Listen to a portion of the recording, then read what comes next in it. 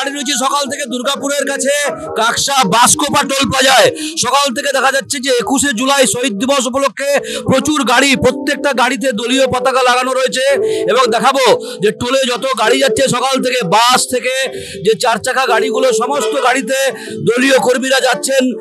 21শে জুলাই মুখ্যমন্ত্রী মমতা বন্দ্যোপাধ্যায় বক্তব্য রাখবেন এবং এই 26-এর ভোটের আগে এই 21শে জুলাই কি বক্তব্য রাখেন মমতা বন্দ্যোপাধ্যায়, সেদিকেই তাকিয়ে রয়েছে পশ্চিম বর্ধমান তথা অন্যান্য জেলার তৃণমূলের কর্মী সমর্থকরা। আমি দেখাবো যে কাকসা টোল প্লাজার পাশে এখানে একটি সহায়তা কেন্দ্র, হেল্প ডেস্ক খোলা হয়েছে, ধর্মতলা চলো লেখা রয়েছে এবং এখানে অ্যাম্বুলেন্স থেকে শুরু করে পানীয় জল থেকে শুরু করে সমস্ত কিছু এখানে রয়েছে এবং দলের যারা কর্মী সমর্থক তারা এখানে দাঁড়িয়ে রয়েছেন যে কোনো রকম পানীয় জল এবং অন্যান্য সহায়তার জন্য।